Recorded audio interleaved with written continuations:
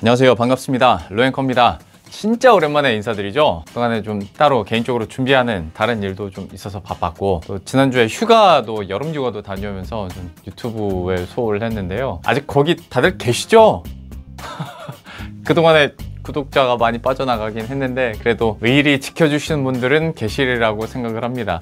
뭘로 다시 시작을 할까 하다가 아무래도 시장에서 좀 충격이 있었던 네이버와 카카오가 있어서 한번 이 얘기 잠깐만 해보려고 하는데요. 투자 전략적인 측면에서, 그리고 어떤 추가 매수 측면에서도 제가 언제는 하겠지만 이게 그야말로 투자에 대한 진짜 조언일 뿐입니다. 참고 정도만 하시길 바랄게요.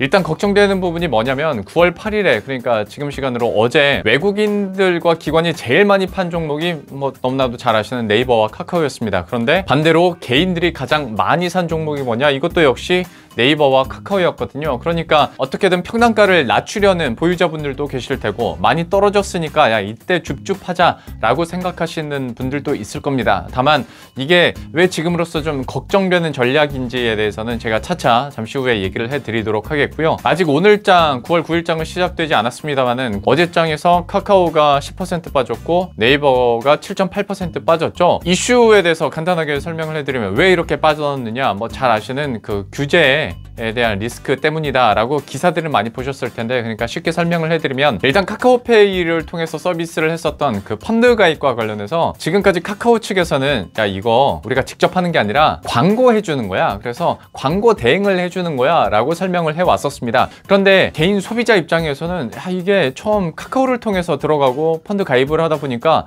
뭔가 카카오에서 관리하는 상품을 내가 사는 것 같은 착각을 줄 수 있다 라고 금융당국에서 판단을 한 거예요. 그래서 금융당국에서는 야 이거 광고 대행이 아니라 판매 대행이야 라고 얘기를 한 겁니다. 그러니까 카카오페이 측에서 말한 야 우린 그냥 광고만 해줄 뿐이었어 라는 게 아니라 이걸로 결국에는 상품 판매까지 가지 않냐, 판매 중개인데 그러면 이건 금융소비자보호법 위반이다 라고 평가를 한 거고, 계도기간이 이번 달 24일까지인데 그러면 24일까지 화면을 고쳐 놓든지 아니면 방법을 새롭게 찾든지 아니면 더 이상 어떤 금융상품 판매를 안 할지 결정을 해라 라고 얘기를 한 거죠. 이것 때문에 규제 리스크라는 게 나왔어요. 그러면 현실적으로 봤을 때 카카오페이가 금소법에 안 걸리려면 일단 투자 권유 대행 허가를 받아야 됩니다. 그런데 현행법상 법인 같은 경우에는 이 투자 권유 대행 허가를 안 내주거든요. 그럼 이제 다음 방법이 투자 중개업자로 이제 등록을 하는 건데, 네이버도 그렇고 카카오도 그렇고 중립적인 위치나 아니면 규제로부터 자유로울 수 있었던 이유 중에 하나가 플랫폼 기업이야, 우리는 그냥 중개만 해줘 라는 거였는데, 이게 실제로 투자 중개업자로 등록을 해버리면 여기에 대한 리스크도 질 뿐더러 그것보다는 24일까지 투자 중개업자로 등록하기가 현실적으로 불가능합니다. 때문에 이제 시장에서는 야 그러면 이런 플랫폼 기업들이 금융사업을 하는데 제약을 받지 않겠어? 라는 생각들을 외국인과 기관들이 한 거고, 이것 때문에 이제 매도 물량이 되고 나온 거죠. 그리고 또 한 가지, 정치권에서도 이런 플랫폼 기업들에 대해서 좀 규제 강화 움직임이 나타나고 있는데 꽤 센 워딩이 나왔어요. 더불어민주당 그 여당에서도 카카오가 어떤 혁신의 상징에서 탐욕과 구태의 상징으로 변했다라고까지 얘기를 하고 있어요. 그러니까 정치권에서도 이제 대선도 다가오겠다, 골목상권이나 아니면 소상공인들을 위한 법안이랄지 움직임들 이런 얘기들을 좀 자주 할 거란 말이에요. 그러다 보니까 이번뿐만이 아니라 앞으로도 정치권 그리고 정부에서도 그러면 이런 플랫폼 기업들 네이버나 카카오에 대해서 규제 더 강화시키는 거 아니야? 라고 걱정을 할 수밖에 없는 일이고요. 하다 보면 조금 더 이런 규제 리스크가 좀 이어질 수 있다라는 불안감이 있는 거죠. 그러니까 당장 어제 급락을 했다고 해서 야 그러면 기술적으로 반등도 나타날 테니까 나는 어제나 혹은 오늘 난 들어갈 거야 라고 생각하시는 분들은 조금 더 생각을 해야 된다는 거예요.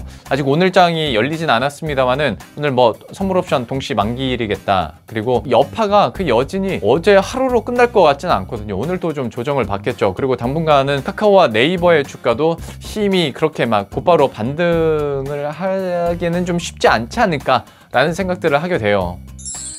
그러니까 사실 생각해보면 네이버든 카카오든 혁신과 성장의 아이콘으로 얘기를 했었잖아요. 그러다가 슬슬 언론 보도나 정치권에서 야 이거 너무 문어발식 사업을 하다 보니까 이거 소상공인에 대한 먹거리까지 다 뺏는 거 아니냐, 그래서 어떤 독과점의 대명사처럼 쓰이기도 했었죠. 다만 이때까지만 하더라도 우리 투자자 입장에서는 야 그래 그건 좀 너무 심하지. 야, 골목상권까지 너무 침해하는 거 아니야? 다만 사업을 이렇게 확장하면 돈을 더 잘 벌 수 있다라는 거니까 투자자 입장에서, 주주 입장에서는 뭐 돈 잘 벌면 그래도 됐지라고 생각하면서 주가는 우상향을 했단 말이죠. 그런데 지금처럼 어떤 플랫폼 기업들에 대한 규제 리스크가 정말 현실화되고 자꾸 얘기가 나온다면 이거는 좀 다른 얘기거든요. 분명히 주가에 악영향을 미칠 수 있는 거고 그게 어제 터져버린 겁니다. 뭐 이런저런 얘기가 다 나오면서 이게, 그리고 우리 시장에서 더 민감할 수밖에 없는 것이 지난달 말부터 계속해서 중국에서 각 분야에 대한 규제 리스크가 더 커지고 있잖아요. 그러니까 이게 오버랩 되는 거예요. 특히 외국인 입장에서는 야, 중국에서 이런 기술주나 IT 아니면 플랫폼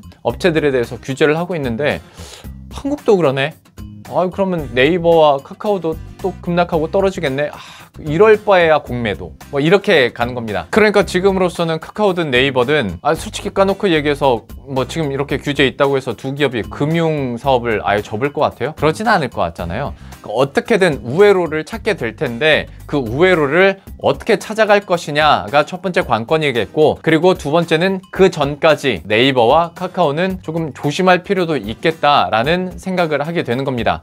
그러니까 물론 네이버, 카카오 앞으로의 성장성에 대해서 의심하는 분들은 아직 없을 거예요. 분명히 더 성장할 겁니다. 플랫폼 기업으로서 우리나라에서 점유율을 더 확장해 나갈 거예요. 다만 어떤 규제 리스크가 이렇게 있을 수 있고, 그리고 또 한 가지 증권가의 반응을 제가 소개해드리면서 말씀드리는 건 10월 국정감사에서 이 플랫폼 기업들의 독과점, 문어발식 사업 확장, 이게 화두가 될 수 있다라는 거죠. 그렇게 된다면 두 기업의 가치나 성장성에 대해서 방향성이 꺾이는 건 아닌데, 좀 이런 규제 리스크가 나올 때마다 이게 정말 현실화 되든 안 되든 정치권에서 얘기가 나오면 나올수록 그 뉴스에 따라서 이 두 기업의 변동성은 좀 커질 수 있다라는 부분은 확인을 하셔야 돼요. 그래서 제가 제일 앞에 서두에서 말씀드렸던 많이 떨어졌으니까 이제 좀 들어가 볼까? 평단가를 좀 낮춰볼까? 라는 것도 다 타이밍이 있다라는 겁니다. 우리가 갖고 있는 돈은 제한이 돼 있잖아요. 그런데 이 이슈가 언제까지 이어질지, 그래서 주가의 힘이 떨어질지, 그게 언제가 될지 언제 끝날지는 모르는 거니까 어느 정도 좀 저점을 확인할 필요는 있다. 그래서 하락에 대한 레인지도 좀 여러분들이 넉넉하게 잡아두셔야 그때 좀 효과적으로 저점 매수 그리고 평단가를 좀 낮출 수 있는 거지. 야, 오늘 떨어졌어? 자, 오늘 또 사. 내일 떨어졌어? 내일 또 사. 이렇게 됐을 경우에는 내가 갖고 있는 현금은 유한한데 지금 현금을 네이버와 카카오에 다 썼어. 그런데 조금 더 떨어져. 그러면 이럴수록 비중이 이미 커져버린 상황이니까 조금만 하락해도 여러분들이 손해보는 금액은 커질 수가 있다라는 거예요. 그래서 어떤 기술적 반등, 낙폭 과대로 접근을 하시더라도 좀 여유 있게 하셨으면 좋겠다라는 생각에 한번 영상을 만들게 됐고요. 그리고 이 금소법과 관련해서도 카카오와 네이버 조금 다르게 볼 필요도 있어 보여요. 그러니까 카카오는 지금 카카오페이를 통해서, 그리고 카카오뱅크까지도 해서 금융업권에 직접 진출한 상황이잖아요. 그런데 또 네이버 같은 경우에는 미래에셋과 협업을 하면서 좀 간접적으로 진출을 하고 있어요. 그래서 두 회사가 어떤 금소법 이슈와 관련해서, 그리고 규제 이슈와 관련해서 해결하고자 하는 방법이 좀 다를 수가 있다라는 겁니다. 그러면 여기에 따라서 어떻게 결정될지도 좀 확인할 필요가 있어요. 얘네들이 이렇게 해결을 하려고 하는 거구나, 금소법을 이렇게 우회하려고 하는 거구나, 좀 이것도 판단이 쓴 이후에 추가적으로 접근하더라도 접근하는 게 낫겠다라는 생각이 들고요. 그리고 또 한 가지는, 이거는 예전부터 항상 강조해 왔던 건데, 물론 카카오를 나쁘게 본다라는 건 아니에요. 그런데 카카오는 아무래도 매출 비중이 국내 편중이 돼 있잖아요. 네이버는 이미 해외 매출 비중을 좀 높여가고 있고 이쪽으로 계속 확장을 하려고 노력을 하는데, 카카오는 그게 좀 아쉽다 이거죠. 그래서 장기적인 관점에서 봤을 때도 어느 시점에서는 카카오가 한계에 부딪히지 않을까라는 걱정도 없지 않아 있습니다. 그래서 많은 전문가들이 장기적인 관점으로는 뭐 네이버가 더 낫겠다라고 얘기하는 것 중에 하나도 해외 매출 비중에 따른 좀 그 차이가 카카오와 네이버가 있기 때문에 좀 이런 얘기들을 하는데요. 때문에 사업 다각화뿐만이 아니라 국내와 해외 매출 비중이 얼마나 좀 양분되느냐, 그리고 비중이 옮겨가느냐에 대해서도 여러분들이 좀 스터디는 할 필요가 있어 보입니다. 다만 앞에서 말씀드린 것처럼 두 기업들의 국내 점유율로 봤을 때는 뭐 어마어마하고 사업도 많이 하고 있고 실적이 그대로 나오고 있기 때문에 뭐 어제 그리고 왠지 오늘 있을 하락도 좀 과도하다고 느끼실 수는 있을 겁니다. 그리고 일단 금소법 이슈로 인해서 떨어진 건데 어떤 투자랄지 보험, 펀드 판매, 이게 카카오와 혹은 네이버에서 차지하고 있는 매출 비중은 좀 적거든요. 뭐 카카오페이가 한 22% 높긴 합니다만은 네이버는 훨씬 적고요. 그래서 전체 실적에는 그렇게 큰 영향은 없을 거다라는 얘기들은 있어요. 그러니까 어떤 펀더멘털이랄지 기업의 가치에 대한 훼손은 없지만 앞서 말씀드린 것처럼 규제 이슈가 정치권에서 계속 흘러나온다면 10월 국정감사까지도 계속 얘기가 된다면 충분히 이게 주가에는 변동성을 일으킬 수 있고, 다시 한번 말씀드리지만 외국인 입장에서 봤을 때는 어떤 플랫폼 기업에 대한 규제가 한국 기업에서도 좀 오버랩되는 감이 없지 않아 있기 때문에 수급적인 측면에서도 조금 보수적으로 접근을 하셔야 될 것 같아요.